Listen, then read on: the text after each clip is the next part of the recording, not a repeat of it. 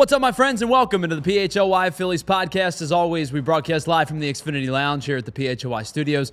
We're brought to you by our friends over at Bet365. Whatever the moment, it's never ordinary at Bet365.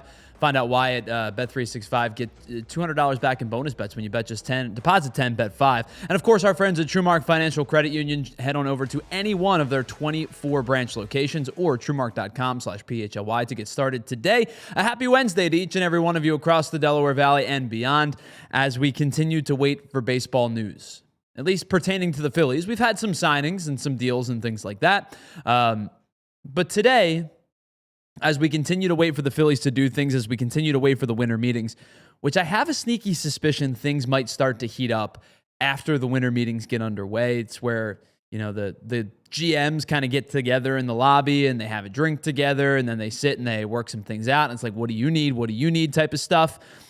I think the winter meetings are where we'll kind of really start to get the ball rolling. But until that time, we kind of patiently await what the future holds for the Phillies' big free agents. And today, because Dylan Cease was signed to a really big deal, 7 years and $210 million, I thought it would be a good time to kind of get the pulse of what a Ranger Suárez contract might look like. Now, what I've done is compile a whole bunch of numbers, compile a whole bunch of stats, take Dylan Cease as to what I believe to be the upper echelon of spending, and kind of figure out, play a little like put the puzzle pieces together, trying to figure out what a Ranger Suárez contract would look like, and is he going to get more money than the other 2 or 3 big-time free agent names that are on the market, namely Framber Valdez, Tatsuya Imai, and Michael King from the San Diego Padres. So we're going to do that over the next hour.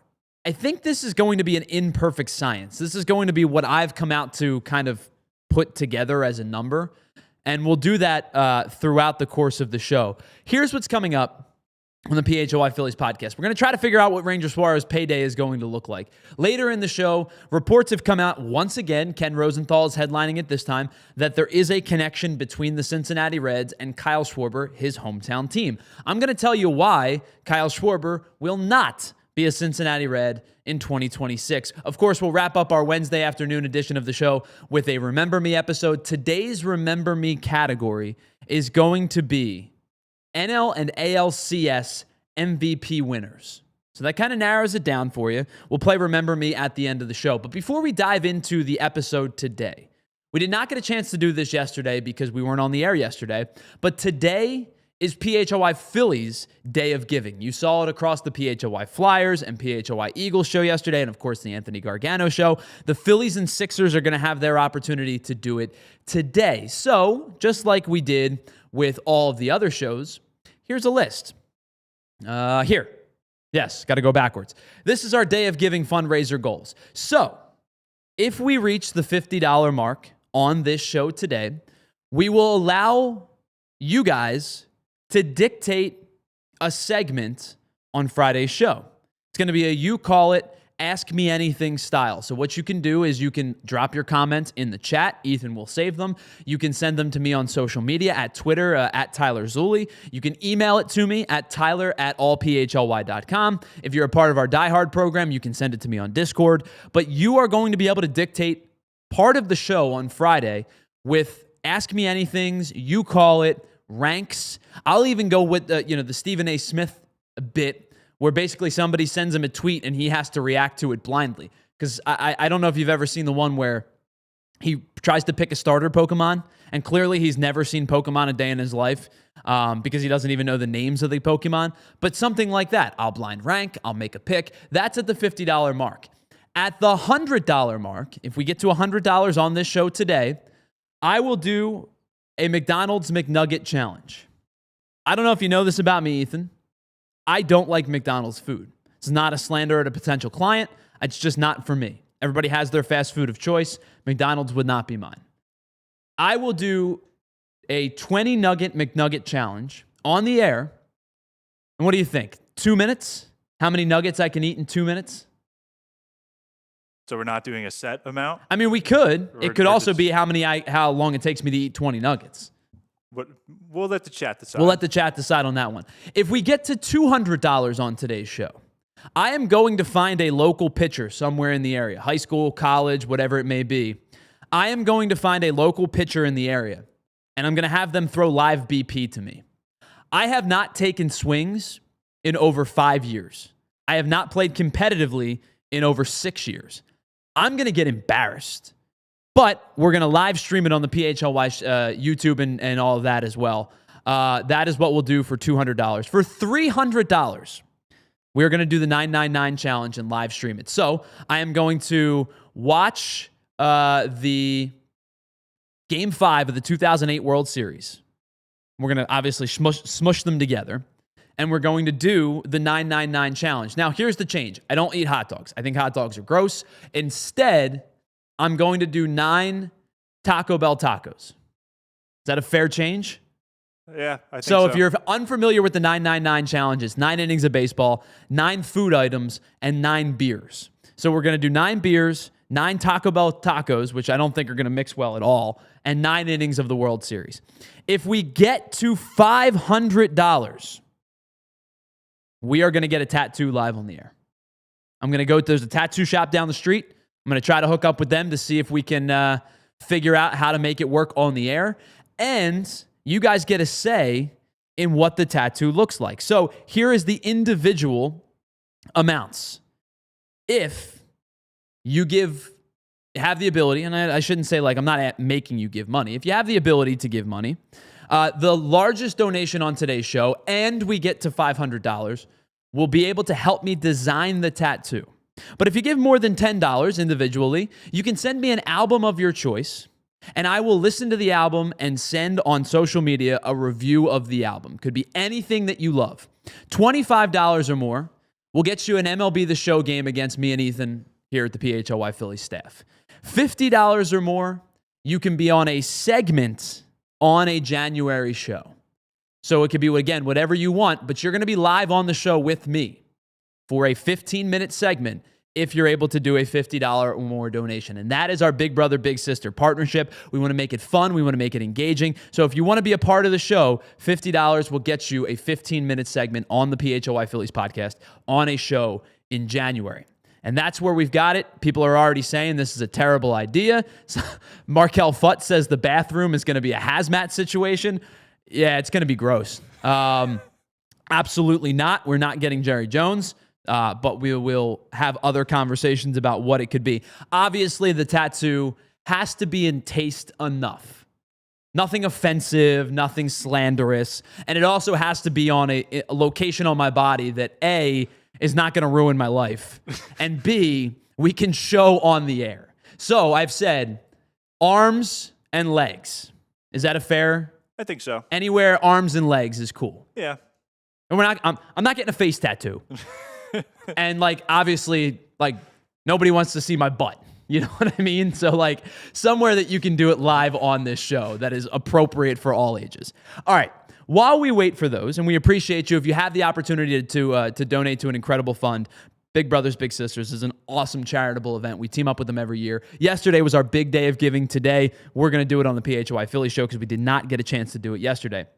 We've talked enough. Let's get into the crux of today's show, which is Ranger Suárez's contract. So last week, Dylan Cease signed what I believe is to be the upper echelon contract of free agent pitching this year. It's a 7-year, $210 million contract. Now, Ethan, you and I talked the other day about paying for stuff, even in what is a down statistical year, when we talked about Ryan Helsley. I think Dylan Cease might be the ultimate stuff guy, paying for stuff, even when his numbers don't jump off the page at you. Because here are some facts. Dylan Cease pitched to a 4.55 ERA last year. He pitched to a 4.58 ERA in 2023. He's also been in the top 5 in walks issued in his league every year for the past 6 seasons. Those are both irrefutable facts, and I think that's what gives people pause when they see the years 7 and the number $210 million that Dylan Cease was given. But why Dylan Cease got the money, I think is the bigger question. What stands out is his swing and miss stuff. There's no question he is a power strikeout pitcher. There has not been a year since 2021 in which he has struck out less than 214 hitters. His 11.26 strikeouts per nine ranks 10th in baseball over that time. Every single pitcher that is in front of him has thrown at least 282 less innings than Dylan Cease, which means he's doing it over a remarkable amount of time. He's 7th in baseball in innings pitched over that time and 1st in starts. His 1,106 strikeouts are the best in baseball over that span. Zach Wheeler is 2nd. He also leads the league in walks in that time frame. Now, his ERA in that span is 3.72, but his expected ERA is a little bit better at 3.43, and his FIP, which is fielding independent pitching, is even better at 3.37. So the point that I'm trying to make here to give you the idea, lay the groundwork of what we're about to discuss, is that teams are absolutely willing to pay for stuff and have devalued ERA over the last few seasons. I don't know if I necessarily totally agree with that statement of totally devaluing ERA. I think there is a point where it does matter and it means something. But I understand what they're trying to do in the sense that if you can strike out a lot of guys, if you have good numbers, if you can make a lot of starts, which, by the way, Dylan Cease is the king of making starts. He's made 32, 32, 33, 33, and 32 over the last 5 seasons. So if you compare durability with high punch-out numbers, teams are going to pay big-time money for it. And that's why Dylan Cease got a ridiculous contract for 7 years and $210 million. It's $30 million a season. And even with the small deferments that the Blue Jays have added into place, I think he's getting about $27 million per season. So that lays the groundwork for what Dylan Cease is going to make and why he's going to make it. Now, Ethan, you and I have not really had a chance to talk a whole lot about this Dylan Cease contract. It's a lot of money, and it's a lot of years. And I think what the Blue Jays said was, we're investing on the good, and we're going to mitigate the bad as much as we possibly can, because this guy makes every start he possibly can, and he strikes out a lot of hitters. And that's exactly what Toronto's banking on with this contract. Well, I think health is a big thing, as we've talked about before. I mean, your availability in baseball as a pitcher, I think, has a much higher value mark than I think other positions and in other sports as well. He's one of the premier best when it comes to, being available and staying healthy. Again, the numbers might not be there, but he has demonstrated that his independent ability is still very strong. And the fact that he is available and has the stuff, as you has mentioned, I think is why he gets such a long contract. And the age, I mean, we've talked about him in comparison to Framber Valdez, who we'll touch on later, but is also a little bit older, so that leads to the extra years. And there's also some deferments, which I think, speak to why they're able to give such a high number in terms of what's headlined. But when you look at the AAVs and such, it is a little more on the lower end and separated out. Which is where we get to Ranger Suárez, who is the absolute antithesis of Dylan Cease in just about every metric. And there you see their numbers from a year ago. Ranger Suárez 12-8, Dylan Cease 8-2. Clearly the big thing that works for Ranger is he limits runs. And ERA is, I still think, has value, even if I just laid out a plan as to why it doesn't matter as much to teams signing these big contracts. Ranger Suárez posted a 3.2 ERA over his 157 and a third innings pitch. The big jump for Dylan Cease, obviously, is the ridiculously high strikeout rate. He struck out over 60 more hitters than Ranger Suárez did over the course of just 11 more innings. Their whips are fairly the same, which goes to show you, for Ranger Suárez, who is a guy with pinpoint control, that Dylan Cease doesn't give up a ton of hits over the innings that he pitches. But when you think about Ranger, the absolute antithesis of Dylan Cease, elite level command with low velocity. Not to say that Dylan Cease doesn't have good pitch mix, but Ranger Suárez is truly a guy who you can basically say, I don't know what's coming. He'll throw you 4 or 5 different pitches on any given night in any given sequence, And that tells me that Ranger Suárez is a pitcher's pitcher. We talked about it plenty over the years, how start to start, you'll see 20% cutter in start 1 and then 8% cutter in start 2, but the changeup gets boosted big time. Curveball gets mixed in, fastball, sinker, slider. It's a constant question of what Ranger Suárez is going to throw, whereas with Dylan Cease, you kind of have the idea that he's going to go fastball, slider most of the time, but it's about overpowering you and throwing a good slider with good stuff. That's where he gets a lot of his swing and miss.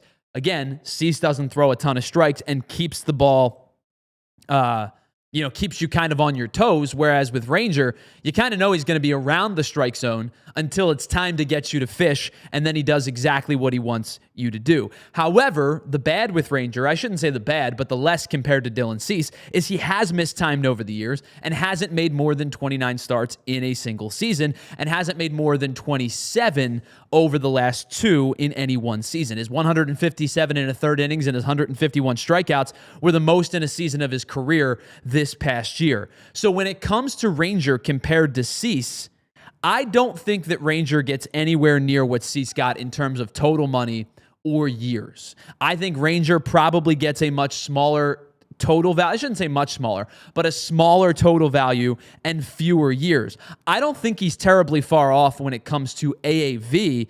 I think it's slightly under 30, but it's probably closer in that 25, 27 range. We'll get to more of that in just a second, but I think when it comes to Cease, that total is the upper echelon of what starters are going to get, and I also think that 7 years is the upper echelon of what starters are going to get. So we've compared Ranger to Dylan Cease.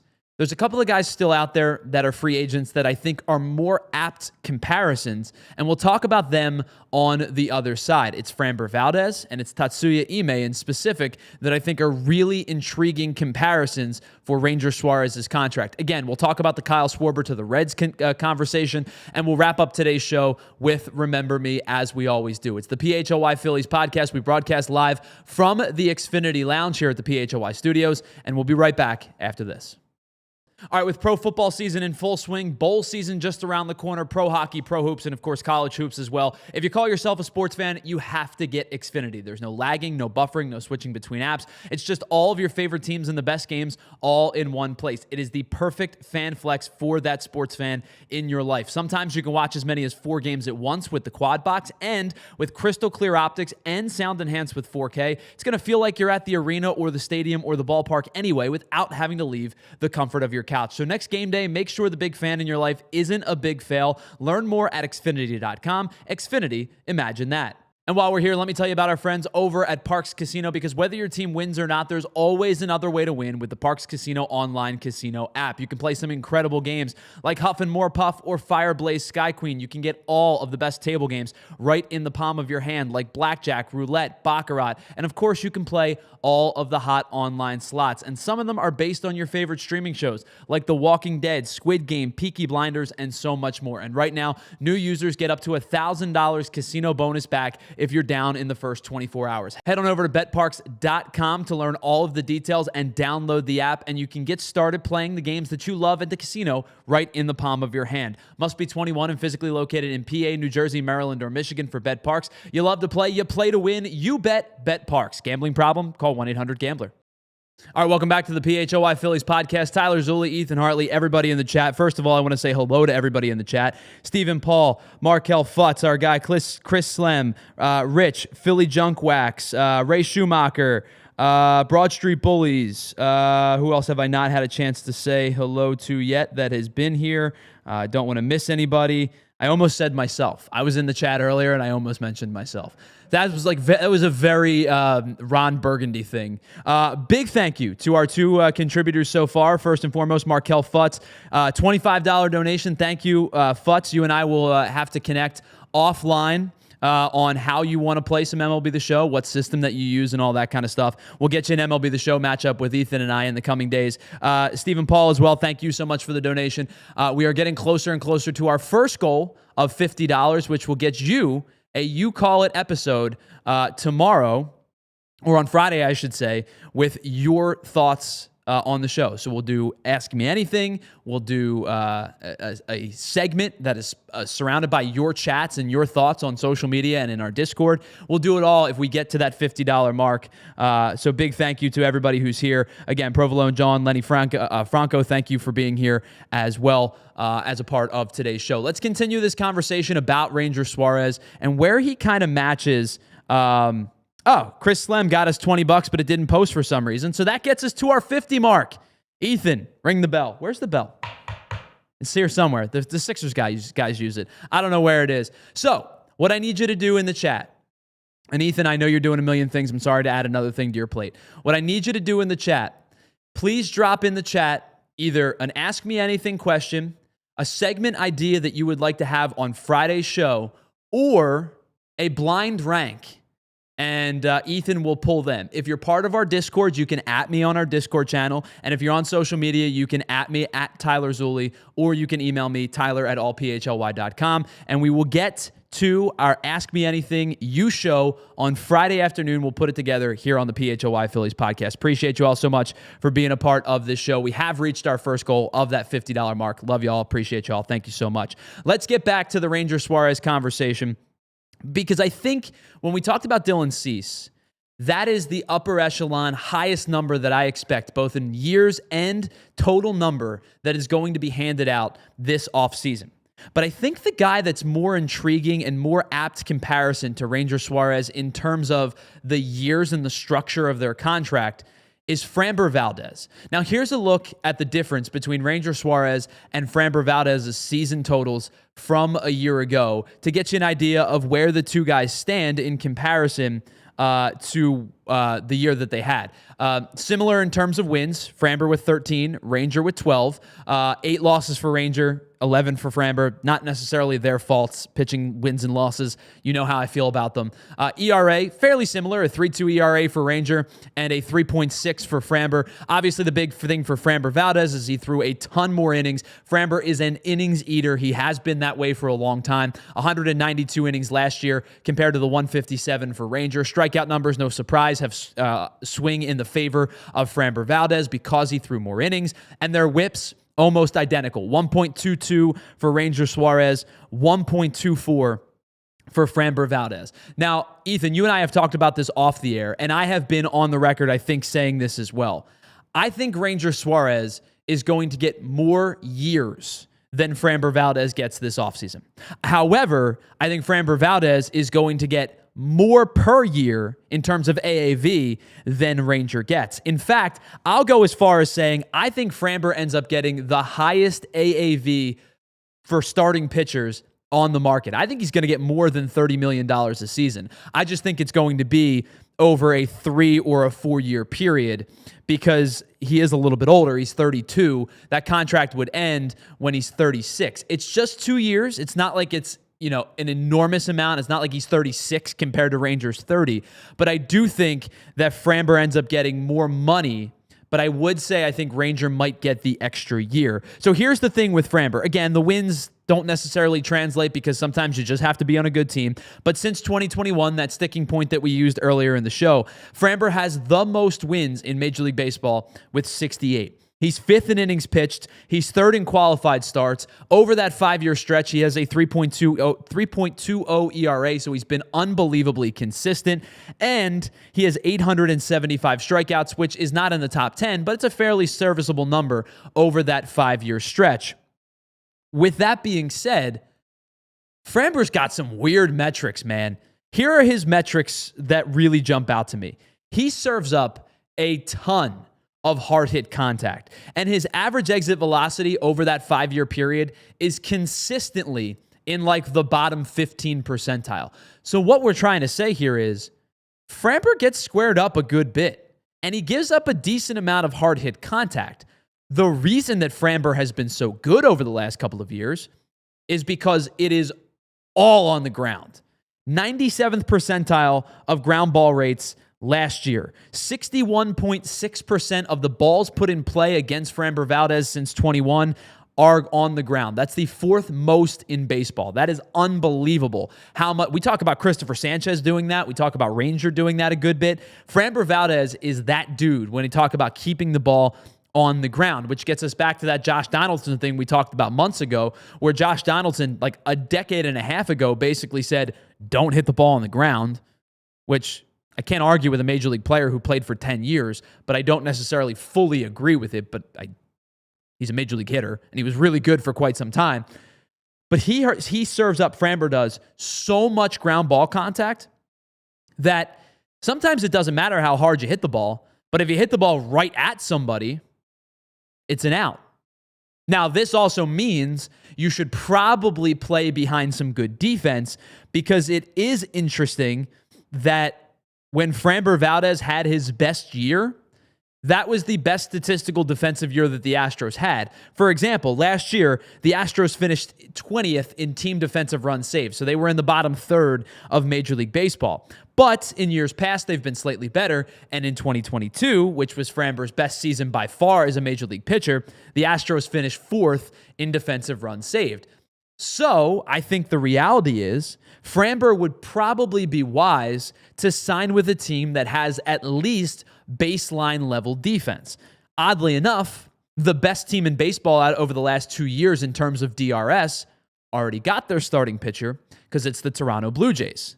They had by far the best defensive team in terms of defensive runs saved over the last 2 years. Tends to help when you have Dalton Varsho and Miles Straw out in the outfield that basically cover the entirety of the outfield by themselves, and some good defense surrounding those guys. Andres Jimenez at second and things like that over the last year. Vladdy's been better. So I think their DRS makes sense as to why they're so good. But they already have their starter in Dylan Cease. I don't think they're going to go get another one and spend big-time money. So my question was, what team does Framber make the most sense for, and how much money would they be willing to spend per year? My initial thought was actually the Atlanta Braves, who finished 4th in DRS last year. But their reports say that they're not going to spend top dollar on a starting pitcher, and they're likely going to spend in like the B, C tier plus range to bolster their starting rotation.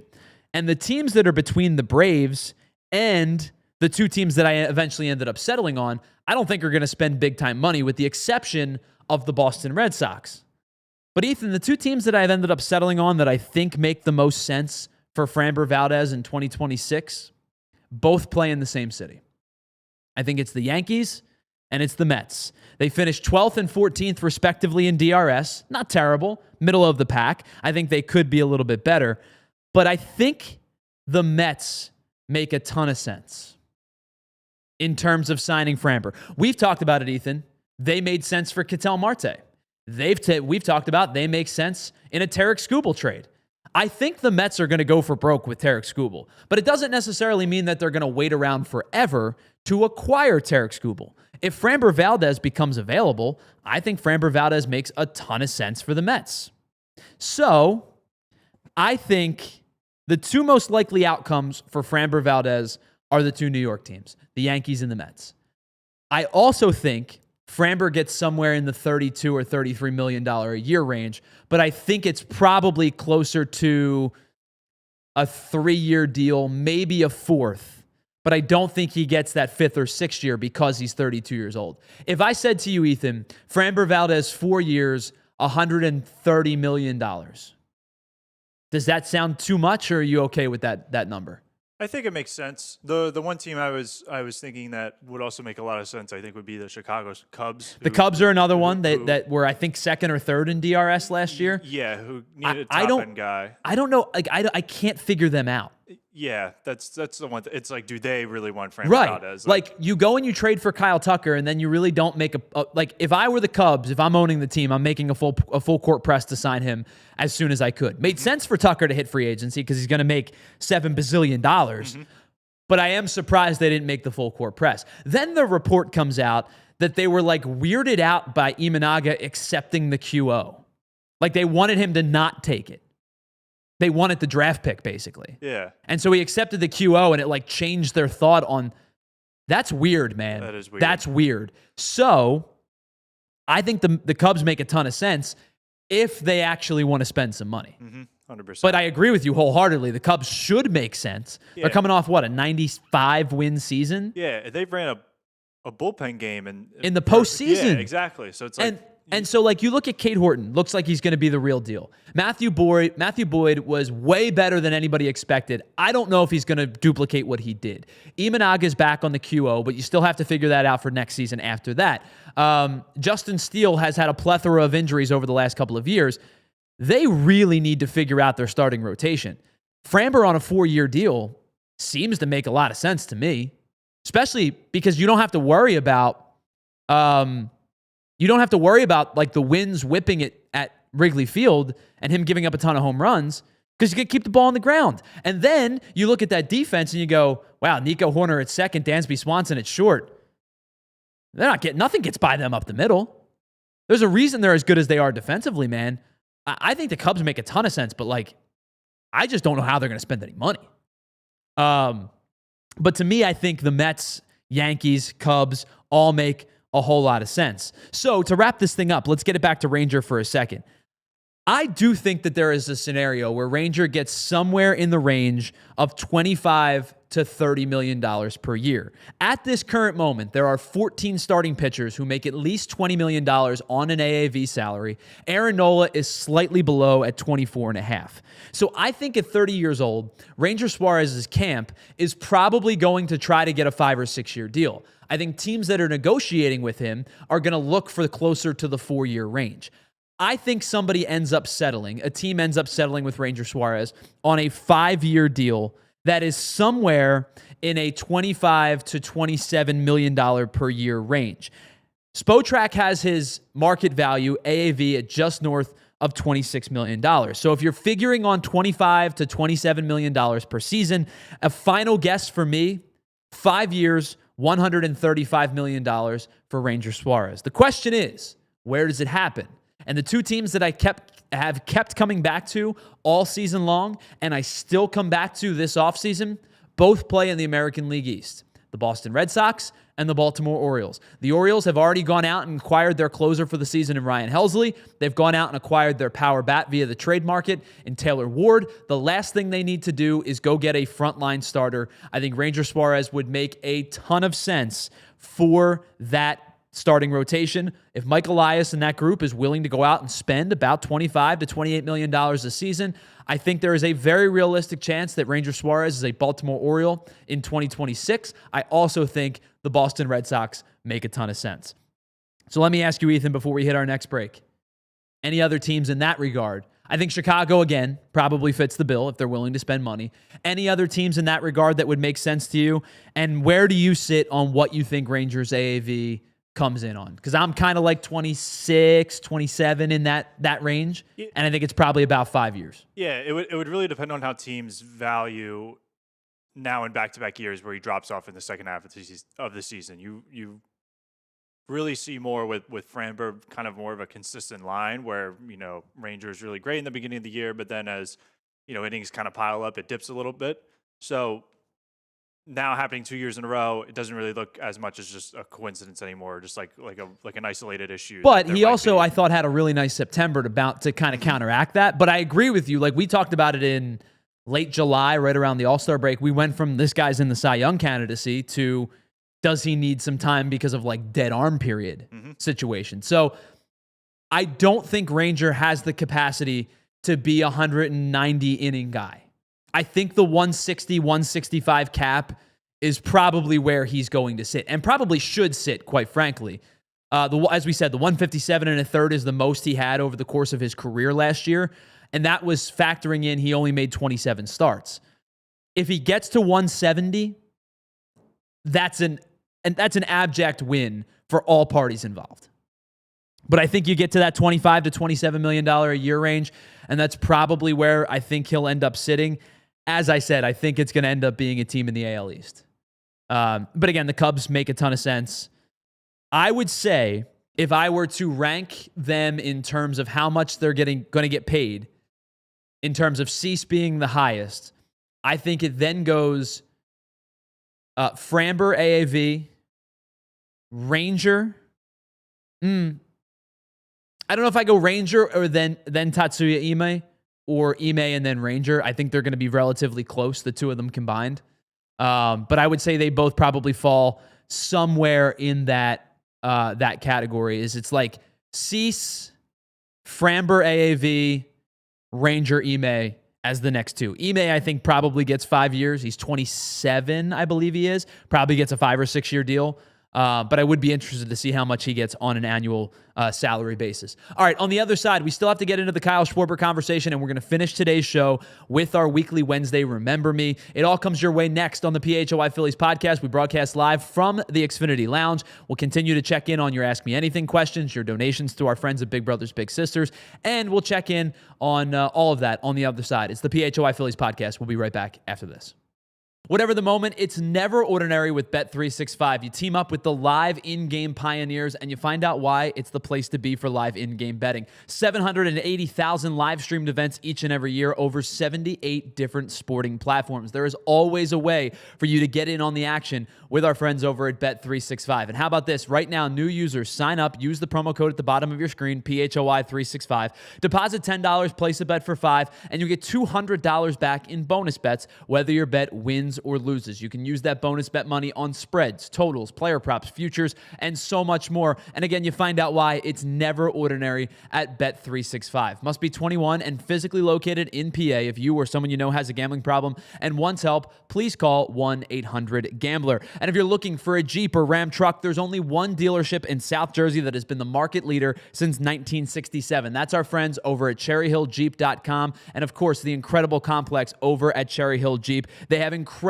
prices and the best selection. You slide into an incredible 2025 Jeep Wrangler for as low as $289 a month. Lease payments with zero down payment, and of course, financing options are available for all credit on over 350 vehicles in stock. Stop in today, tell them that we here at PHLY sent you, and you'll get $1,000 off any new car and an additional $2,000 in your trade-in value. Listen, I know people buy Jeeps and Rams elsewhere. I just don't know why. Shop 24/7 at CherryHillJeep.com or across any of the bridges into Cherry Hill to their incredible complex, and tell them that we here at PHLY sent you.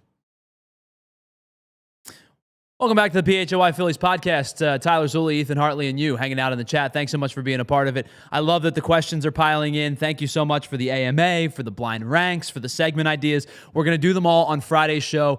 Ethan is doing an incredible job. He's working like 42 jobs right now. He's clipping, he's co-hosting, he's producing. So hit the like button for Ethan Hartley. He's done an unbelievable job since taking over as the producer of the show. And this episode specifically has been a lot to ask of him. So hit that like button if you haven't already for our producer and co-host, Ethan. Let's get into this Kyle Schwarber conversation. Now, this has been a rumor for a while. And of course, we mentioned it when we talked about the Pirates, and we talked about it with the Phillies and all the other big-time spending teams. There's going to be a ton of interest in Kyle Schwarber, and of course there is. Guy had 56 home runs last year. He's second in baseball. He's third in baseball, since he's come to the Phillies in terms of home runs, and he's right up there in RBI, and his walk rates are incredible, and he just continues to get better and better as a hitter as his career unfolds. So the latest article from Ken Rosenthal on The Athletic is titled, "What I'm Hearing About the Reds' Interest in Kyle Schwarber and More MLB Offseason Notes." And I'm going to read this verbatim for you to get you an understanding of what Ken is writing. He says, quote, "The Cincinnati Reds are serious about signing free agent designated hitter Kyle Schwarber. Whether they can actually pull off such an upset is another matter entirely. Schwarber is from Middletown, Ohio, about 35 miles north of Cincinnati. He's interested in a possible homecoming, according to people briefed on his thinking. The Reds offer him a chance to transform their young lineup and play for one of the game's most respected managers, Terry Francona. I wholeheartedly believe that Kyle Schwarber is going to entertain a conversation and a meeting with the Cincinnati Reds. I think he would be foolish not to. I think he's going to entertain those meetings with a whole bunch of different teams, the Phillies, the Reds, the Mets, a slew of teams, the Red Sox, the Cubs. I think he's going to take meetings from just about every team that has any interest in Kyle Schwarber. No questions asked. And all of those things that Ken said are probably true, and it's all well and good. He's one of the best reporters in baseball, and I trust him when it comes to these sources. It's all well and good, but as I say all the time, this is a business. And the reality is, this is probably Schwarber's last contract or last big contract as a major league player. The Reds have reportedly said that they're looking to spend about the same in payroll this year as opposed to last year. So in 2025, the Reds spent just shy of $120 million on their payroll. Their highest paid player by AAV was Nick Martinez. He made $21.5 million. Now, Nick Martinez is a free agent this year. He might re-sign in Cincinnati, and quite frankly, I don't think there's any chance he's going to get $21 or $22 or $24 million a season. I think you might be looking at half of what he got per year, somewhere in the $10 to $15 million range, which would open up somewhere in the $5 to $10 million extra amount of money for the Reds payroll. Now, if you take their projected payroll, which includes arbitration salaries, they're sitting right now at about $97 million. So even if we give them the benefit of the doubt in spending some extra money in order to court and sign Kyle Schwarber, and if they get to, I don't know, let's say $130, $135 million, which would mark somewhere in the $8 to $12 million per year increase year over year, which is a fair ask for a mid-market team to go somewhere in that 10% increase to go sign a player of his caliber. That would basically tap the Reds out in all of the rest of free agency. And I still don't think it's enough per year to get the job done. We have talked about potentially $35 million a season for Kyle Schwarber. Somewhere in the $4 for $130 million range is where I kind of projected it at. That's just my thoughts. But we have projected about $35 million per season on average for Kyle Schwarber. Even if you give them that increase to $135 million, that gives the Reds about $38 million to spend. So unless they're not looking to bring in anybody else, I don't think Kyle Schwarber is going to be a member of the Reds. I think he's going to entertain those offers. I think that the Reds are going to come calling, and I think the hometown thing does play a part. No question about it. But I also do believe that teams such as the Phillies, the Red Sox, and some of the bigger market clubs are going to just be able to outbid for Kyle Schwarber, and that is where the serious nature of business comes into play. Unless he's fine with his finances, and nobody knows that except him and his team, I don't see him taking a steep pay cut per year just to go home. And unless that pay cut is 35 to 33 or 32 million, which in that case, maybe he does entertain that conversation, I really don't think that the Reds are going to be able to contend the way that these reports are coming out to be. If I'm proven wrong, I'll admit it, and I'll tell you I was proven wrong. But I think the reality is, if Kyle Schwarber is not a Philly next season, I think the list starts with the Boston Red Sox and the New York Mets. And then you can get into some of the other teams, the Cubs, the Reds, some of the teams that maybe that we didn't expect to be in the player pool. But I think the two teams that stand out to me, if it's not the Phillies, are Boston and the New York Mets. Ethan, you give any validity to Kyle Schwarber being a Cincinnati Red next year? Maybe like 5%. I mean, it makes sense, right? He's going to entertain the offer, right? Of course. And if he loves his home and cares to go back and play for the team, if that's something that he values, and I can certainly understand, entertaining that possibility and seeing if there's some kind of way, like maybe if he wants to take a small discount, he'd do it. But it does, money is everything. So it really depends on what that looks like in terms of offers. And I mean, we've talked hours about the discrepancy that baseball spending has, and I don't think it'll ultimately ever come down to that because there is no restrictions on how teams choose to spend. Sure. And until that gets decided in 2027, it's still free market. Mm-hmm. And money still reigns supreme when it comes to Major League Baseball. We've talked about it plenty. And what is it? 24 of the last 25 World Series winners have been in the top half of spending. And I think it might even be closer to the top 10. Money doesn't guarantee you a championship, but it sure does help. 100%. I mean, I think teams that have spent over the last couple of years have shown you that, unless you're the Mets, which was a catastrophic failure for them, and they're embarrassed by it. Unless you're the Mets, most of these teams that spend big time money, more times than not, make the postseason. And making the postseason, to me, gives you an opportunity. And that's where I think that conversation lies. The Reds made the postseason last year. I think they were, and quite frankly, I've been waiting on the Reds for 2 or 3 years now. I think you put together Hunter Green, Nick Lodolo, Andrew Abbott. That's a pretty good top of the rotation. I think it can compete with anybody. And I know Broad Street Bullies was talking about not liking Hunter Green. I'm a big Hunter Green fan. I know he has issues with health in the past. I think that dude is a legit Cy Young candidate if he stays healthy. I think he has like the lowest opponent batting average in like the last like 2-3 seasons. His stuff's nasty. Yeah. He's ridiculous. And so you put those three together. You have Ellie, who's your superstar. I like Spencer Steer. I think he's going in the right direction. I think Matt McClain is solid. I think you've got a couple of other... Noelve Marte, I'm still big on. I think it's a team that's ready to compete. And yes, they are looking for a superstar and to kind of cap them. And playing for Terry Francona means something, no question about it. But I think when it comes to the money aspect of it, I don't think the Reds are going to be able to be contenders the way that these reports are selling it. All right, on the other side, we have to get into our final segment, our Remember Me trivia segment of the day. We'll wrap up the show. We'll get to some of your chats, and we'll talk about what Friday is going to look like based on your questions, your AMA, your blind rank, your segment questions. You call it Friday tomorrow. Thanks for getting us to that point. We are close to getting to our next goal, which... I got to eat some McNuggets on the air, which is not something I'm looking forward to. So if you want to get us to that next mark, you can do it in the final 15 minutes of the show. It's the PHLY Phillies Podcast. We broadcast live from the Xfinity Lounge, and we'll be right back after this.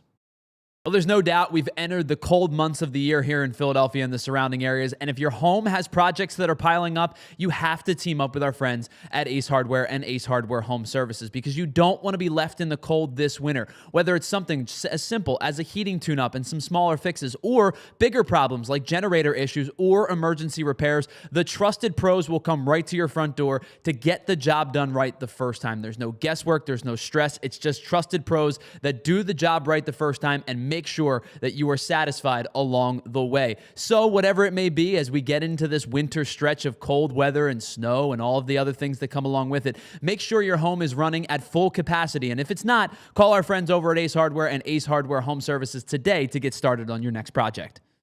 And listen, we all know that feeling when you walk into the jewelry store for the first time, you're thinking about getting down on one knee and popping the question to a special somebody in your life, and all of those questions start to flood your brain. How much am I able to spend? What are the 5 C's? What's the difference between lab-grown and natural? You don't know, and the people that do know, they want to make sure that they take care of you as one of one. That's our friends Joe and Michelle over at Bucci Jewelry and Design. They're going to make you feel like family from the minute you walk in. They're going to ask the right questions. They're going to get you set up for the ring that works best for you, and more importantly, for your partner for the rest of your life. So when you start to ask those questions about what do I need to do, Joe and Michelle come into play because they want to make sure they're with you every step of the way, and then the team in store will build something custom designed that fits your budget, your mindset, and the perfect description of the ring that your partner is looking for. Rated 5 stars by over 1,000 reviews. Every year, in and out, they are rated one of the best in the Philadelphia area. And of course, they've been doing what they love for over 30 years. So next time you're thinking about popping the question to the special someone, head on over to Bucci Jewelry and Design. Tell them that we here at PHLY sent you, and Joe and Michelle will make sure it is a seamless transition to get you to that big day and asking the special someone that you love to spend the rest of your life with them. All right, welcome back to the PHLY Phillies Podcast. Tyler Zula, Ethan Hartley. We're going to get to Remember Me in just a second. I do want to give a shout-out to our friend Nunya, who became a member during the show, and we ignored Nunya yesterday, or on Monday, I should say. That's my bad. That's a me thing. I apologize. We got rolling. Nunya wasn't a slight, wasn't a diss on purpose. Hope you come back and check out the Phillies podcast in the future. Really appreciate you becoming a member, a supporter, a member here at PHLY, which is something you can do at allphly.com. Our day of giving is just about 10 or 12 minutes left. That's a great question, Futz. I'll tell you on Friday. Thanks for the question. Because the story, it's not like a crazy place. It was cool. I mean, I thought it was really... I thought it was romantic, but the story is a lot funnier. So thanks, Futz, for that question. And you can continue to get your AMA questions, your blind rank questions, you call it questions. And as we continue to get closer and closer to our next goal, man, I was really hoping to get to go face some live pitching. Maybe I'll have to do it anyway, Ethan. Button's not working again? Keys. I was going to say, I mean... Who's running this place? The mice? It's the off season, so you can just do it. I think we could just...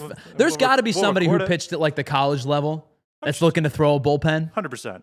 Like, I'm going to get embarrassed. What's the What's the highest? Did you play baseball growing up? No. You did not? Okay. No. I played high school ball. And quite frankly, I wasn't even a starter. I was a bench player. I was more of the guy that they say, that guy's going to be a good coach. You know what I mean? The guy that like doesn't play. So they're like, he knows the game. He's going to be a good coach one day because he can't play a lick. But I think it would be funny to go face some top tier pitching in the Delaware Valley. So if anybody knows of any college or you know, semi-pro or whatever pitchers that are still actively pitching that want a bullpen in the spring, let me know. I'm in.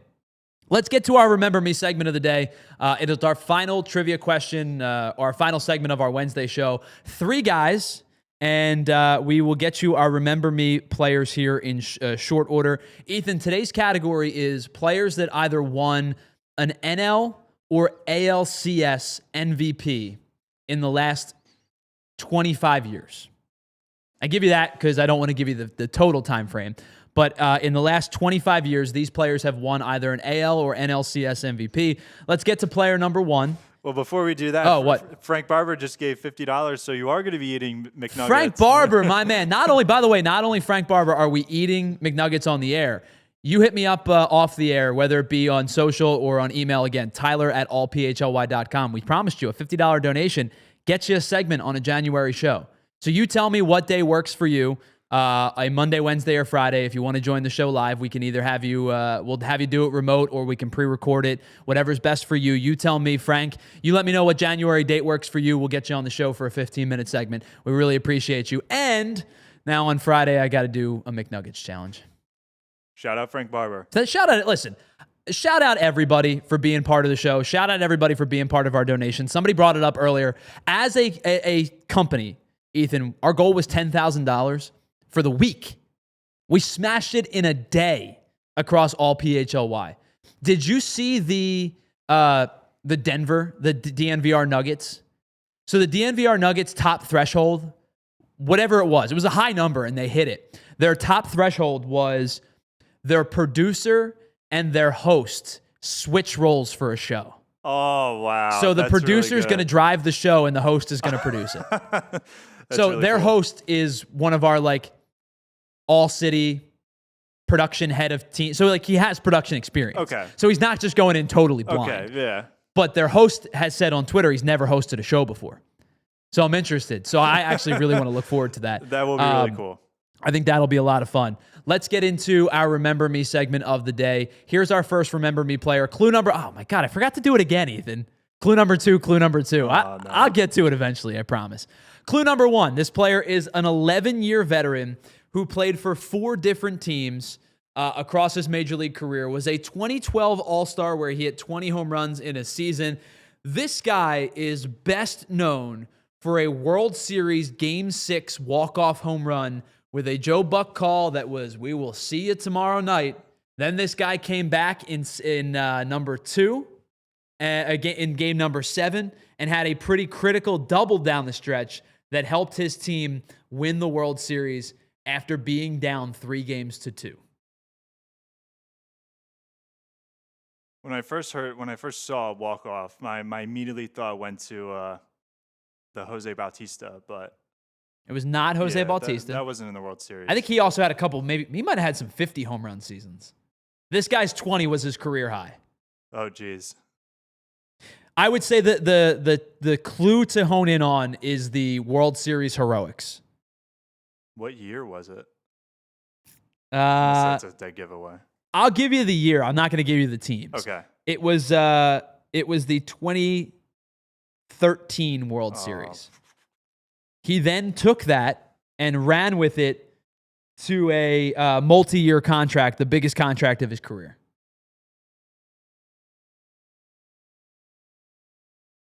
It is not Jason Worth.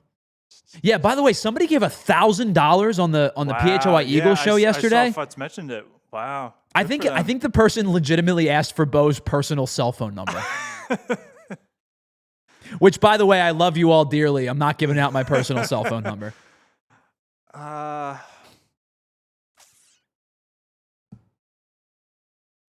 would say this guy is not... I thought this guy was going to take that World Series run and make it better. like make his career, like advance his career. Okay, so it was kind of just... He signed with the Angels the following offseason.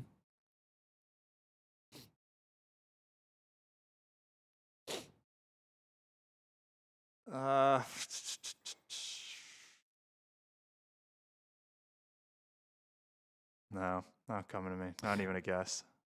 By the way, I apologize. I said the 2013 World Series. My apologies. It was the 2011 World Series. That's my bad. 2011 World Series. That's even worse for my odds. World Series MVP, NLCS MVP. Do you remember David Freese? Like a hair. Third baseman who I thought was going to be way better than he was afterwards. This is David Freese. All right, let's get to player number 2, who I think is probably should have been player number 1. This is a more well-known player. 13-year career, played for 2 seasons. Finished 3rd in AL MVP voting in 2015. Was a 2-time All-Star, won a Gold Glove, and was in a trade in part that sent Zach Greinke back the other way. This probably should have been player number 1. It's like this is easier. This is easier, I think. Freese had the flash in the pan moment. This guy had a much better career.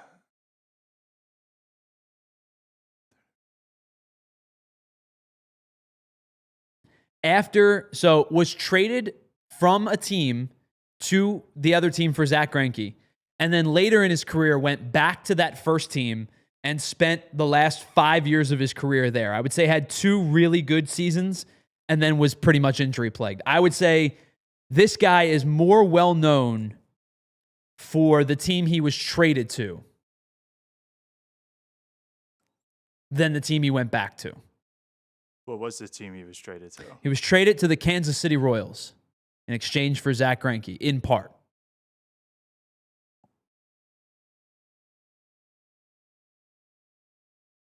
I believe the other players in the trade that year were Alcides Escobar, Jeremy Jeffress, and Jake Odorizzi.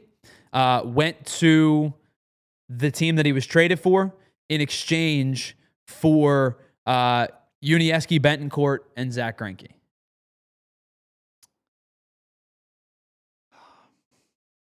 My only thought was like... I think you're going to kick yourself for not getting this one. This is a name that you remember. Probably. My first thought, and it was Texas, not Kansas City, but it was like Prince Fielder. No, it is not Prince Fielder. This guy had 4 seasons in 5 years where he stole at least 26 bases. Had a 30 stolen base season 1 year. Not Carlos Beltran. Good guess. Not Carlos Beltran. A little later, get a trade into to Kansas City. Hit 300 3 or 4 times in his career. Wasn't a big power guy, teens type of home runs, but good speed, good top of the lineup guy. Like, this is the type of guy that you'd have him hit second and you knew you were in good hands. Didn't really strike out. Most strikeouts in a year was 108.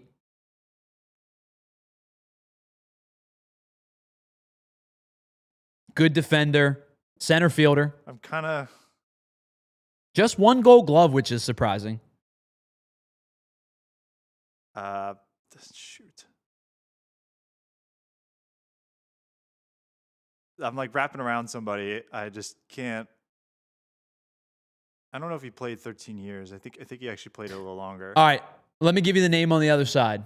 We've got to say thanks to all of our streaming service viewers, our Samsung, Roku, Xfinity. Really appreciate y'all for being here. Head on over to allphly.com to watch the rest of the show. We are officially in overtime. I'm telling you, man, you're gonna kick yourself when you don't come up with this name because he was a really good player. Third baseman was the clue, and I'm kind of remembering somebody on that. Oh, it's not a third baseman. Center fielder. Oh, I thought you said third baseman.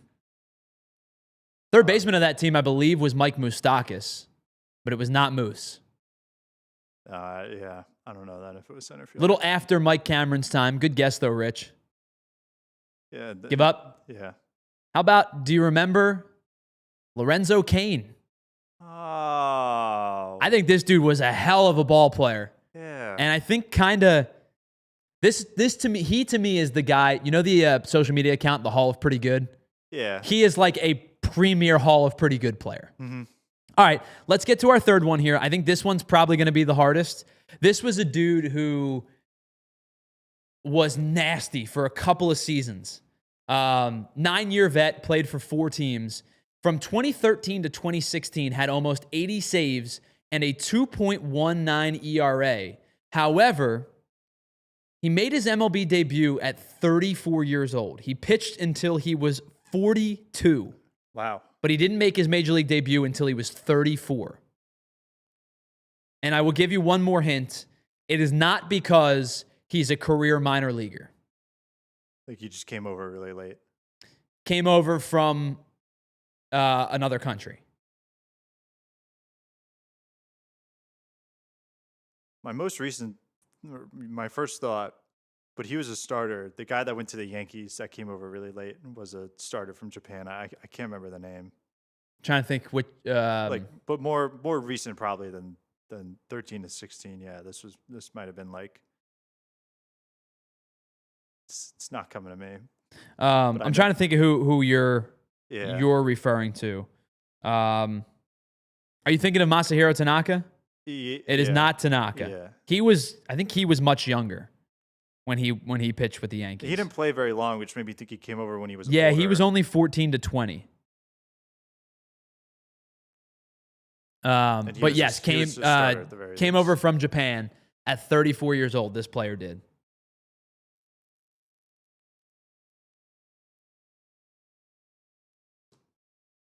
It's a closer. Was a closer. I would say best known as a Boston Red Sox.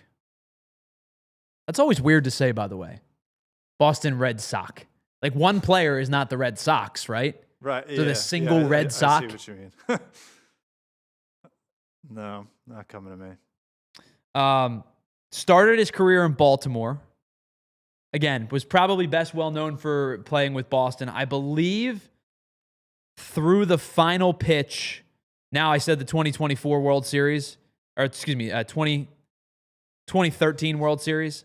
I believe through the final pitch in the 2013 World Series.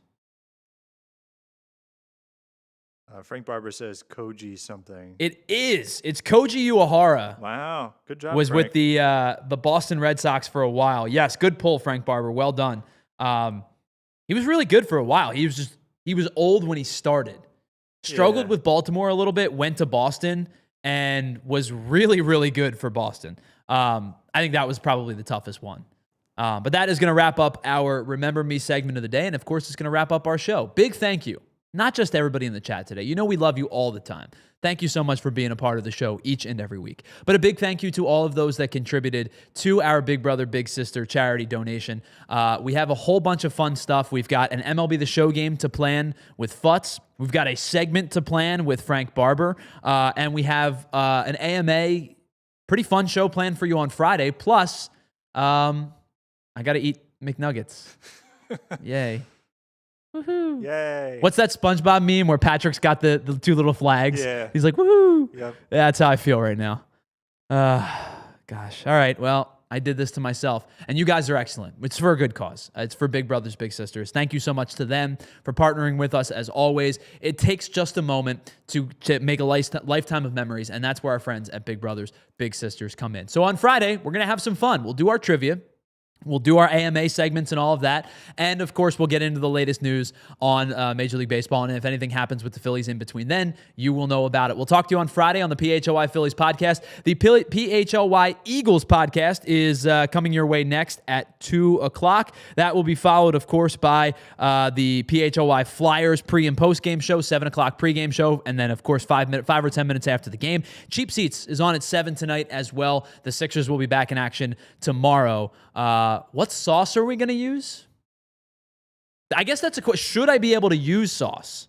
I don't know. Or do I have to eat them dry? I think eating them dry. I don't know if you should have any more. Can I have water? Sure. All right, I can have water. All right, we'll figure that out for Friday. We'll talk to you on Friday at noon right here on the PHLY Phillies Podcast. See you then. We all silly like the mayor.